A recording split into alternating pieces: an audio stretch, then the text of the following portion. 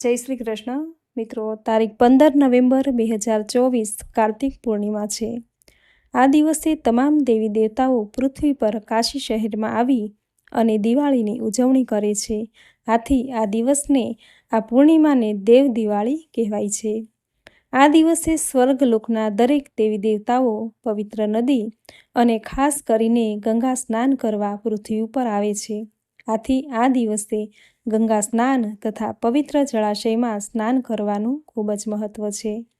આ વર્ષે સ્નાન અને દાનનું શુભ મુહૂર્ત છે સવારે 4:58 શરૂ થઈ 5:51 સુધીનો, અને પૂજા માટેનો શુભ સમય છે સવારે 6:44 થી 10:45 આ સમય સ્નાન, દાન અને પૂજા પાઠ માટેનો શુભ સમય છે। કહેવાય છે કે આ પૂર્ણિમાના દિવસે નદીમાં સ્નાન કરવાથી, પવિત્ર જળાશય તથા ગંગા સ્નાન કરવાથી તમામ પાપોમાંથી મુક્તિ મળે છે। વ્યક્તિ મોક્ષનો અધિકારી બને છે। આ દિવસે જો ભગવાન શ્રી હરિ વિષ્ણુ સાથે માતા લક્ષ્મીની પૂજા કરવામાં આવે તો માં લક્ષ્મી પ્રસન્ન થઈ ઘરમાં સુખ, શાંતિ, સમૃદ્ધિ અને ધન ધાન્યના ભંડાર ભરેલા રાખે છે। આ દિવસ ભગવાન શ્રી હરિ વિષ્ણુને સમર્પિત છે। આથી આ દિવસે ભગવાન સત્યનારાયણની કથા સાંભળવી, પૂજા કરવી, આ દિવસે જગતના પાલનહાર ભગવાન શ્રી હરિ વિષ્ણુ અને માતા લક્ષ્મીની ઉપાસના કરવી। શુભ મુહૂર્તમાં પૂજા અર્ચના કરવાથી વ્યક્તિની બધી જ મનોકામના પૂર્ણ થાય છે। જીવનમાં આવતા દરેક જાતના કષ્ટ, બાધા, સંકટ દૂર થઈ અને જીવનમાં સુખ, શાંતિ, સમૃદ્ધિની પ્રાપ્તિ થાય છે। પૂજા પૂર્ણ થઈએ લક્ષ્મી ચાલીસાનો પાઠ અવશ્ય કરવો। આમ કરવાથી ધનમાં વૃદ્ધિ થશે। ઘરમાં જો આર્થિક તંગી હશે તો તે દૂર થશે। માં લક્ષ્મી પ્રસન્ન થઈ ઘરમાં સ્થાયી નિવાસ કરશે। આથી પૂજા અર્ચના કર્યા બાદ ભગવાન શ્રી હરિ વિષ્ણુ અને માતા લક્ષ્મીની ફળ અને મીઠાઈનું નૈવેદ્ય ધરાવવું, લક્ષ્મી ચાલીસાના પાઠ કરવા। આમ કરવાથી ધન લાભના યોગ બને છે। આ દિવસને ત્રિપુરારી પૂર્ણિમા પણ કહે છે। આ દિવસે સ્નાન દાન કરી દીપ દાન કરવાનું મહાત્મ્ય છે। કહેવાય છે કે આ દિવસે દીપ દાન કરવાથી શાશ્વત પુણ્યની પ્રાપ્તિ થાય છે। અક્ષય પુણ્ય પ્રાપ્ત થાય છે, જેની અસર જીવનભર રહે છે।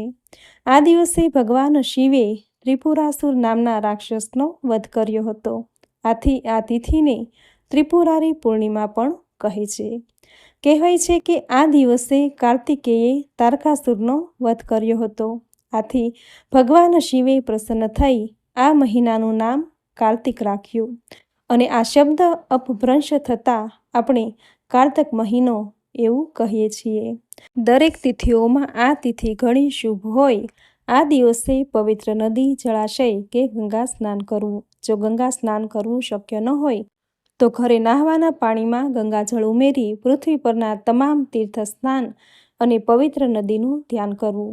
આ રીતે સ્નાન કરવાથી પૃથ્વી પરના દરેક તીર્થ સ્થળો અને પવિત્ર ગંગા સ્નાન કર્યાનું પુણ્ય ફળ પ્રાપ્ત થશે। આ દિવસે યથાશક્તિ જરૂરિયાતમંદને જરૂરી ચીજ વસ્તુ, દૂધ, ફળ, નાળિયેર, વસ્ત્ર, ચપ્પલ, ગરમ ધાબળા, અન્ન વગેરેનું દાન કરવું। આમ કરવાથી દરિદ્ર નારાયણ રાજી થશે। સૂર્યાસ્ત પછી ઉગતા ચંદ્રને અધર્ય અર્પણ કરવું। ચાંદીના વાસણમાં દૂધ ભરી ચંદ્રને અર્પણ કરવું। ઓમ પુત્ર સોમાય નમઃ આ મંત્રનો જપ કરવો। આમ કરવાથી જેની કુંડળીમાં ચંદ્રગ્રહ નબળો છે તો તે મજબૂત થશે, ગ્રહ દોષ દૂર થશે। પૂર્ણિમાના દિવસે ભગવાન સત્યનારાયણની કથા વાંચવી કે પછી સાંભળવી। આ દિવસે જો બની શકે તો ઉપવાસ કરવો। કહેવાય છે કે પૂર્ણિમાના દિવસે ભગવાન સત્યનારાયણની કથા સાંભળી પૂજા કરવાથી ઘર પરિવારમાં સુખ અને શાંતિ રહે છે। ભગવાન વિષ્ણુ સાથે માતા લક્ષ્મી આપણા ઘરમાં સ્થાયી નિવાસ કરે છે। કારતક મહિનો એ ભગવાન શ્રી હરિ વિષ્ણુનો અતિ પ્રિય મહિનો છે। આથી આ મહિનામાં ભગવાન શ્રી કૃષ્ણના બાળ સ્વરૂપ બાળ ગોપાલ કે લડ્ડુ ગોપાલને કેસર મિશ્રિત દૂધથી અભિષેક કરવો। ભગવાન શ્રી હરિ વિષ્ણુની અતિ પ્રિય તુલસીની સેવા પૂજા કરવી। ભગવાનને જે કાંઈ ભોગ ધરાવો તેમાં તુલસી પત્ર અવશ્ય અર્પણ કરવું। પૂર્ણિમાની તિથિના સ્વામી ભગવાન મહાદેવ હોય આ દિવસે ઘરની આસપાસ રહેલા શિવાલયે જઈ શિવલિંગને જળ અને કાચું દૂધ અર્પણ કરવું, મધ અને ગંગાજળનો અભિષેક કરવો, શિવલિંગ પર ચંદનનો લેપ કરવો. આ દરેક કાર્યો પૂર્ણિમાના દિવસે કરવા જોઈએ. જેની કુંડળીમાં ગ્રહ દોષ હોય તો રાશિ પ્રમાણે જો દાન કરવામાં આવે તો તે ગ્રહ દોષ દૂર થાય છે. તો મિત્રો જોઈએ કે રાશિ પ્રમાણે એવા કયા શુભ કાર્યો કરવા, કઈ વસ્તુનું દાન કરવું જેથી કુંડળીમાં રહેલા ગ્રહ દોષ દૂર થાય, જીવનમાં શુભતા મંગલતા આવે. તો સૌ પહેલાં જોઈએ મેષ રાશિ. આ રાશિના જાતકોએ ઘરમાં ખીર બનાવી જરૂરિયાતમંદ લોકોને ખીરનું દાન કરવું. આમ કરવાથી તેના જીવનમાં શુભતા મંગલતા આવશે. ત્યાર પછી વૃષભ રાશિ. વૃષભ રાશિના જાતકોએ ગાયના દૂધથી બનેલું દહીં અને ઘી નાના બાળકોને દાન કરવું. આમ કરવાથી તેના જીવનમાં જો આર્થિક તંગી હશે, પિતૃદોષ હશે તો તે દૂર થશે. ત્યાર પછી મિથુન રાશિ. તો મિથુન રાશિના જાતકોએ મંદિર કે પછી ઘરની આજુબાજુ જો વટે માર્ગો નીકળતા હોય ત્યાં છાંયડાવાળા વૃક્ષનું વાવેતર કરવું. સાથે છોડની સંભાળ રાખવાનો સંકલ્પ લેવો. આમ કરવાથી તેના જીવનમાં સમૃદ્ધિ આવશે. તેના ભાગ્ય આડેના વિઘ્નો હશે તો તે દૂર થઈ જશે. ત્યાર પછી જોઈએ કર્ક રાશિ. તો કર્ક રાશિના જાતકોએ ઋતુના ફળ તથા ફળોના જ્યુસનું દાન કરવું જોઈએ તથા નાળિયેરનું દાન પણ કરી શકાય છે. આમ કરવાથી તેના જે કંઈ રોગ કષ્ટ હોય તે હરી લેશે. ત્યાર પછી આવે છે સિંહ રાશિ. આ રાશિના જાતકોએ ગોળ અને તલનું દાન કરવું ખૂબ જ શુભ રહેશે. આમ કરવાથી તેના જીવનમાં શુભતા મંગલતા આવશે. ત્યાર પછી આવે છે કન્યા રાશિ. કન્યા રાશિના જાતકોએ અભ્યાસની સાથે જોડાયેલી વસ્તુ જેવી કે નોટ, પેન વગેરે નાની દીકરીઓને દાનમાં દેવું.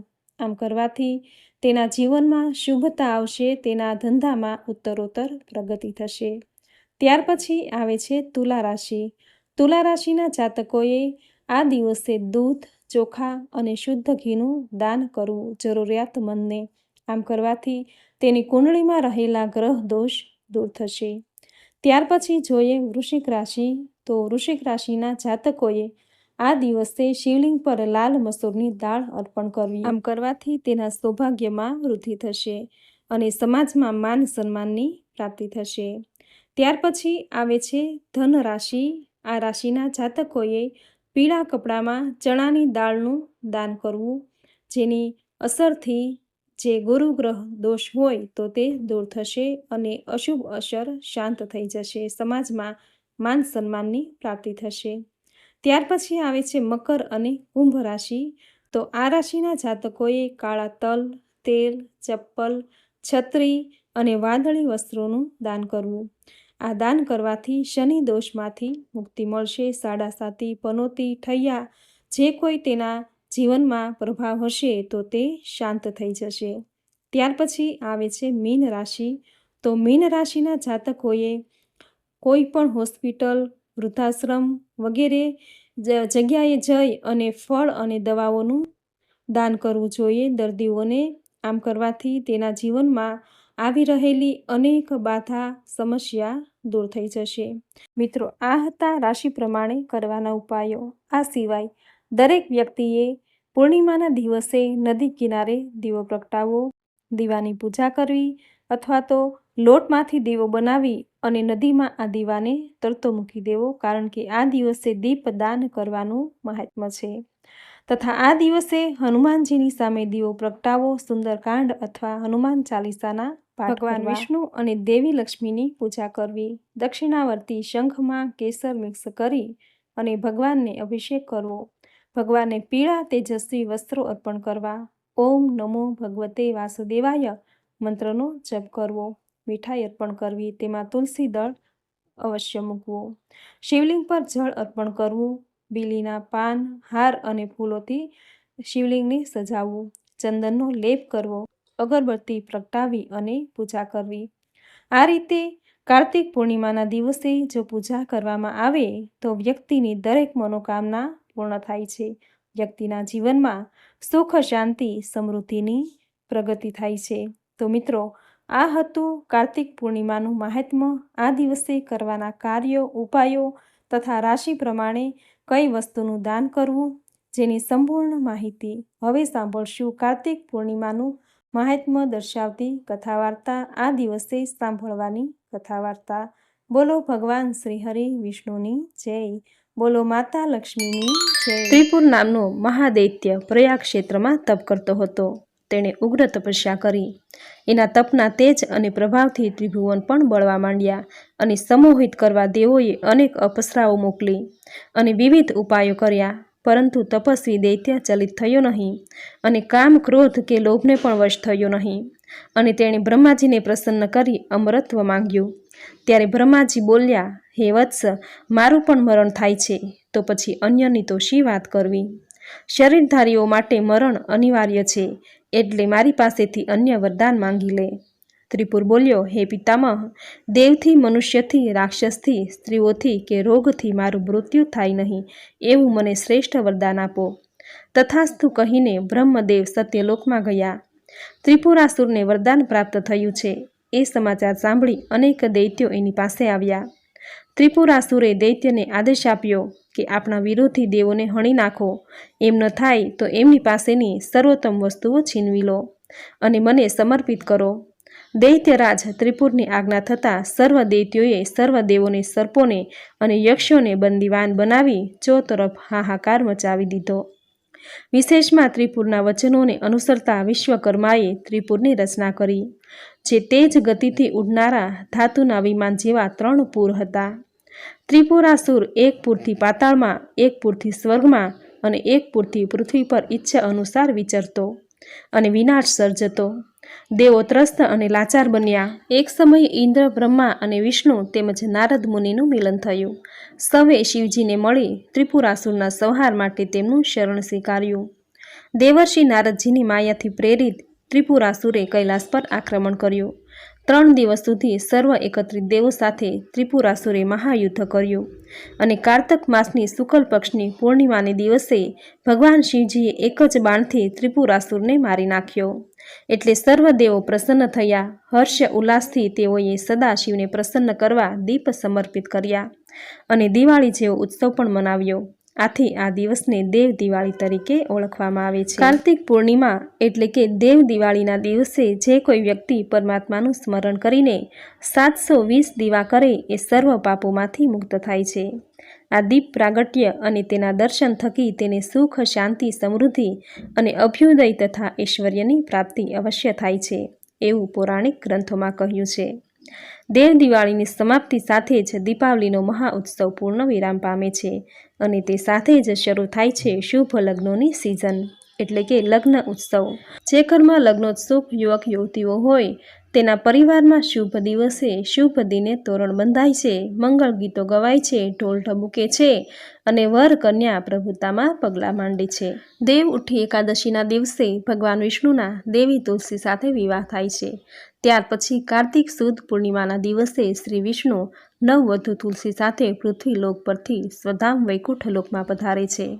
આ પધરામણીના મંગળ અવસરે દેવલોકના દેવ દેવીઓ ભેગા મળીને શ્રી વિષ્ણુ અને દેવી તુલસીનું સામયું કરે છે। દીપમાળાઓ પ્રગટાવી હર્ષ ઉલ્લાસ સાથે આનંદ ઉત્સવ મનાવે છે। એ દિવસ એટલે દેવ દિવાળી। ત્રિપુરારી મહાદેવના વિજયના વધામણા અને નવ દંપતી વિષ્ણુ તુલસીના સ્વાગતનું પ્રકાશ પર્વ એટલે દેવ દિવાળી।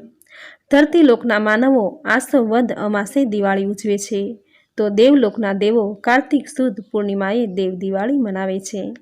દેવલોકમાં દેવ દિવાળી ઉજવવાનો સંબંધ દેવ ઉઠી એકાદશી અને વિષ્ણુ તુલસીના વિવાહ સાથે જોડાયેલો છે। દેવ દિવાળીએ મનુષ્યો પણ દીવડાઓ પ્રગટાવી તેઓના આનંદમાં સામેલ થાય છે। આમ સ્વર્ગ અને પૃથ્વી પરનો એક સાથે ઉત્સવ મનાવવાનો શુભ દિવસ એટલે કે દેવ દિવાળી, જેનું મહાત્મ્ય અને આ દિવસ સાથે જોડાયેલી પૌરાણિક કથાનું સુંદર વર્ણન સાંભળવું આપને જરૂર ગમ્યું હશે। તો વિડીયોને લાઇક કરી કોમેન્ટમાં જય માં તુલસી, જય શ્રી હરિ વિષ્ણુ, જય ભોળાનાથ જરૂર લખજો। ચેનલ સબસ્ક્રાઈબ કરી બાજુમાં બેલ આઇકન જરૂર પ્રેસ કરજો। આવી જ નવી ધાર્મિક માહિતી, નવા ધાર્મિક વિડીયો સાથે ફરી મળીશું। ત્યાં સુધી આપ સૌને મારા જય શ્રી કૃષ્ણ।